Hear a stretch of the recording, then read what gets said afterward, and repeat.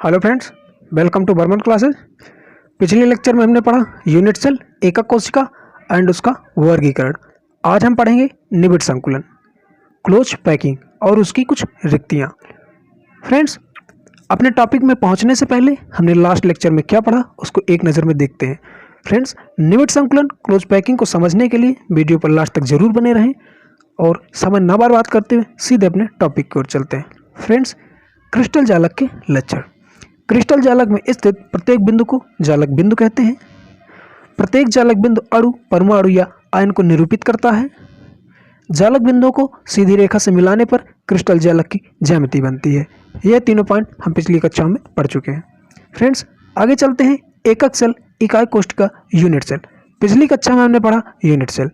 Crystal जालक का वह न्यूनतम अंश या वह छोटी से छोटी इकाई जिसे बार बार दोहराने से क्रिस्टल प्राप्त होता है, यूनिट सेल कहलाता है। फ्रेंड्स, मैंने आपको एग्जाम्पल के तौर पे बताया था कि 9 ईंटों की कोई दीवार है तो उस पर जो एक ईंट की बार बार रिपीटेशन करने के बाद जो दीवार का निर्माण होता है वह हमारा यूनिट सेल यानी एकक कोशिका कहलाती है। फ्रेंड्स, अब चलते हैं आगे। जालक बिंदु।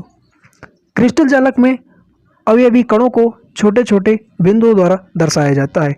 इन बिंदुओं को जालक बिंदु कहते हैं। फ्रेंड्स, मैंने आपसे बताया था कि जब भी हम कोई स्ट्रक्चर बनाते हैं तो उसमें जो भी कण हैं हम उनको एक डॉट का रूप देते हैं और जो डॉट होते हैं उन्हें हम जालक बिंदु के नाम से जानते हैं। फ्रेंड्स, चलते हैं उपसय संयोजन संख्या यानी कोऑर्डिनेशन नंबर। क्रिस्टलीय ठोस में एक अवयवी गोला अधिकतम जितने गोलों के संपर्क में रहता है वह उसकी उपसंयोजन संख्या कहलाती है। फ्रेंड्स, फिगर में आप देखेंगे कि 7 गोले हैं और जो सेंटर वाला गोला है वह अपने लेफ्ट और राइट 2 गोलों से संपर्क बनाकर रखता है, अर्थात 2 ही गोलों से संपर्क बनाकर रखने के कारण इसकी उपसंयोजन संख्या 2 होती है। फ्रेंड्स, अब आगे चलते हैं। आज अपने टॉपिक निबिड़ संकुलन, क्लोज पैकिंग को समझते हैं। क्रिस्टलीय ठोस में कणों की व्यवस्था इस प्रकार से हो कि कणों के मध्य में रिक्त स्थान न्यूनतम रहे तथा उच्चतम घनत्व अधिकतम स्थायित्व को प्राप्त कर सके, तो कणों की यह व्यवस्था निबिड़ संकुलन कहलाती है। फ्रेंड्स, समझते हैं कि जब भी 2 कणों के मध्य आकर्षण बल जितना अधिक होगा उनके मध्य घनत्व उतना ही अधिक होगा और घनत्व जितना अधिक होगा उनके मध्य रिक्तियाँ उतनी ही कम होंगी। तो फ्रेंड्स, इस व्यवस्था को ही निबिड़ संकुलन कहते हैं। फ्रेंड्स, निबिड़ संकुलन के प्रकार देखते हैं। इसके 3 प्रकार होते हैं: 1 dimensional close packing, 2 dimensional close packing and 3 dimensional close packing. आइए फ्रेंड्स, पहले समझते हैं एक विमीय निबिड़ संकुलन यानी 1 डायमेंशनल क्लोज पैकिंग। इस संकुलन में अवयवी कणों को, गोलों को एक पंक्ति में दूसरे के पास स्पर्श करवाते हुए रखा जाता है, जिससे अवयवी कण पड़ोसी 2 कणों को स्पर्श करते हैं। फ्रेंड्स, एक के बाद एक गोले को हम रखते हैं और वह एक दूसरे से संपर्क बनाते हुए रखे जाते हैं। फ्रेंड्स, इसे और समझते हैं। एक विमीय निबिड़ संकुलन, एक गोला या अवयवी कण पड़ोसी जितने कणों या गोलों को स्पर्श करता है वह उसकी उपसंयोजन संख्या कहलाती है। चूंकि एक विमीय निबिड़ संकुलन में प्रत्येक गोला या अवयवी कण निकटवर्ती 2 गोलों को स्पर्श करता है, लेफ्ट और राइट, इसलिए उसकी उपसंयोजन संख्या 2 होती है। दोस्तों, आगे चलते हैं। हम देखते हैं द्विविमीय निबिड़ संकुलन यानी 2 डायमेंशनल क्लोज पैकिंग। जब एक निबिड़ संकुलन में गोलों की पंक्तियों को एक दूसरे के ऊपर व्यवस्थित किया जाता है तो इस प्रकार जो निबिड़ संकुलन संरचना बनती है उसे द्विविमीय निबिड़ संकुलन संरचना कहते हैं। एक विमीय गोलों की पंक्तियों को एक दूसरे के ऊपर 2 प्रकार से रखा जा सकता है। इसके आधार पर इसे 2 भागों में बांटा गया। फ्रेंड्स, 2 डायमेंशनल क्लोज पैकिंग को 2 पार्ट में बांटा गया है। एक स्क्वायर क्लोज पैकिंग यानी वर्गाकार निबिड़ संकुलन और दूसरा खटकोणीय निबिड़ संकुलन। फ्रेंड्स, हम देखते हैं पहला वर्गाकार निबिड़ संकुलन यानी स्क्वायर क्लोज पैकिंग। पहली एक विमीय निबिड़ संकुलित गोलों की पंक्ति पर दूसरी विमीय निबिड़ संकुलित गोलों की पंक्ति इस प्रकार रखी जाए कि गोलों के केंद्र ऊर्ध्वाधर व क्षैतिज दिशा में एक सीधी रेखा में हो। ऐसी संरचना को वर्गाकार निबिड़ संकुलन कहते हैं। इसमें प्रत्येक गोला 4 गोलों के संपर्क में रहता है, इसलिए इनकी उपसंयोजकता 4 होगी तथा इनमें 52.4% स्थान भरा हुआ एवं 47.6% स्थान खाली रहता है। फ्रेंड्स, फिगर के माध्यम से इसको समझते हैं। हमने एक कण को एक के बाद रखा और हमने उनके ऊपर कणों को इस प्रकार रखा कि कणों का जो मध्य भाग यानी कि जो सेंटर पॉइंट है वह क्षैतिज और ऊर्ध्वाधर दोनों मिलाने पर एक सीधी रेखा पर बनते हैं, यानी वह टेढ़े मेढ़े बिल्कुल नहीं होते। इससे आप समझ सकते हैं कि वह वर्गाकार निबिड़ संकुलन है। फ्रेंड्स, जब खटकोड़ी की बात होगी तो वह सीधी रेखा नहीं बनेंगे, उनके पॉइंटों को देखते हुए वह हमेशा टेढ़े मेढ़े बनेंगे। तो फ्रेंड्स, जहाँ सीधी रेखा यानी कि क्षैतिज और ऊर्ध्वाधर एक सीधी लाइन बने तो आप समझ जाइए कि वह वर्गाकार निबिड़ संकुलन है। फ्रेंड्स, उदाहरण इस पे देखेंगे आप, बीच में मैंने दिखाया है कि एक गोला किस प्रकार चार गोलों से संपर्क रखता है, इसलिए वह हमारा वर्गाकार निबिड़ संकुलन होता है। फ्रेंड्स, आगे चलते हैं खटकोणीय निबिड़ संकुलन। इस व्यवस्था में गोलों का क्रम इस प्रकार व्यवस्थित होता है कि खटकोणी संरचना प्राप्त होती है। इसमें प्रत्येक गोला अन्य 6 गोलों के स्पर्श में रहता है, अतः इस निबिड़ संकुलन की उपसंयोजन क्षमता 6 होती है। इसमें 60.4% स्थान भरा हुआ तथा 39.6% स्थान खाली रहता है। फ्रेंड्स, हमने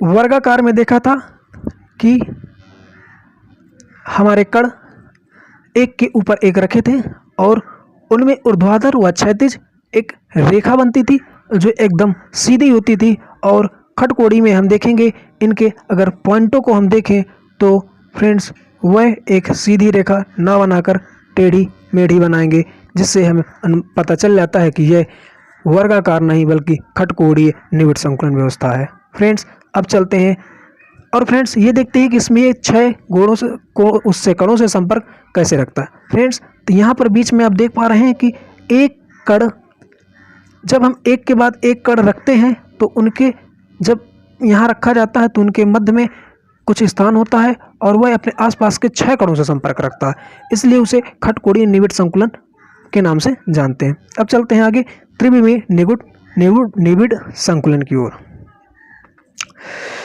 दोस्तों, जब द्विविमीय निबिड़ संकुलन संरचनाओं को एक के ऊपर दूसरी इस प्रकार रखते जाते हैं जिससे दोनों परतों के गोले क्षैतिज व ऊर्ध्वाधर रूप से संरेखित होते हैं। फ्रेंड्स, हम सीधे समझते हैं कि त्रिविमीय निबिड़ संकुलन 2 प्रकार का होता है।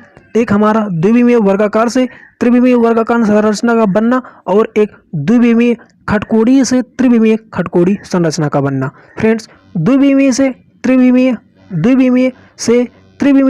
वर्गाकार बनना कैसे? फ्रेंड्स, जैसे ये हमारा वर्गाकार है लेकिन ये 2D फॉर्म में है और जब ये 3D फॉर्म में बनता है तो फ्रेंड्स ये इसके ऊपर एक परत और बन जाती है और जब ये परत बनती है तो इस पे फिर जिस प्रकार का वर्ग बनता है वह हमारा त्रिविमीय वर्गाकार संरचना होती है। तो फ्रेंड्स, आई होप आप ये समझे होंगे। अब चलते हैं अगले अपने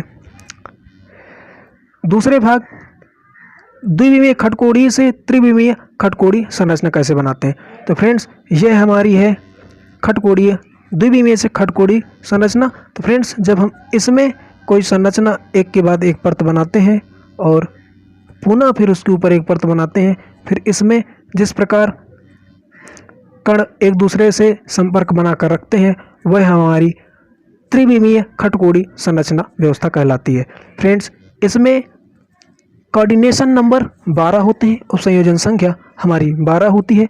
आपने पढ़ा कि वर्गाकार में हमारी कोऑर्डिनेशन नंबर 4 होती है, खटकोणी में हमारी कोऑर्डिनेशन नंबर 6 होती है और त्रिविमीय में त्रिविमीय में कोऑर्डिनेशन नंबर 12 होती है। फ्रेंड्स, अब आगे चलते हैं। निबिड़ संकुलन में कुछ रिक्तियाँ।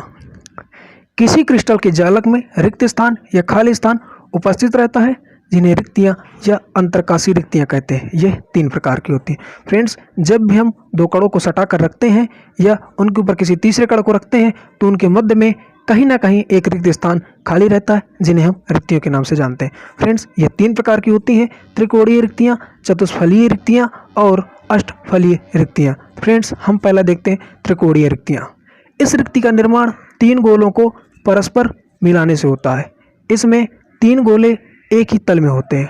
एक क्रिस्टल की प्रति परमाणु 8 त्रिकोणीय रिक्तियाँ होती हैं। इसमें रिक्त त्रिज्या को हम RV तथा गोले की त्रिज्या RS के बीच निम्न संबंध होता है। फ्रेंड्स, इस संबंध को आप एक बार देख लें और फिर समझते हैं कि त्रिविमीय कैसे होता है। फ्रेंड्स, जैसे हम कोई 3 गोले एक ही तल पर बनाते हैं, 1 2 3, और इनके मध्य में जो स्थान होता है उसे हम त्रिकोणीय रिक्तियों के नाम से जानते हैं। ऐसे ही हम देखते हैं चतुष्फलीय रिक्तियाँ। जब निविड़ संकुलन में पहली परत में 3 गोले स्पर्श करते हैं और जब उनके ऊपर एक परत और बनाई जाती है, यानी एक और गोला रखा जाता है, तो उनके मध्य में जो रिक्त स्थान होता है उसे चतुष्फलीय रिक्तियाँ कहते हैं। फ्रेंड्स, अगला देखते हैं। फ्रेंड्स, इसका फार्मूला, इसमें हम देखते हैं चतुष्फलीय रिक्ति त्रिज्या RV तथा गोले की त्रिज्या RS में किस प्रकार का संबंध होता है। तो फ्रेंड्स, RV = 0.225 RS, यह संबंध आप नोट करें और देख लें। फ्रेंड्स, अंतिम देखते हैं अष्टफलीय रिक्तियाँ। एक अष्टफलीय रिक्ति का निर्माण 6 गोलों द्वारा होता है।